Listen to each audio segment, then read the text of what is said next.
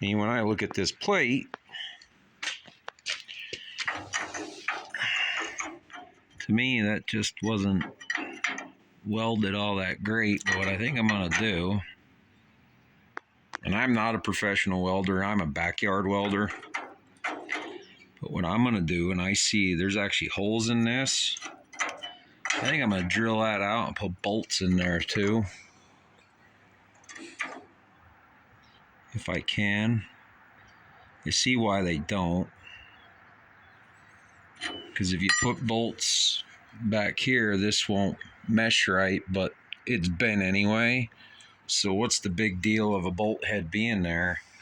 I think that's how I'm going to fix it. So I'm just going to grind the edges off. Whoops, going to grind the edges off a little bit, get that fitted back in there so I get it back in the right place.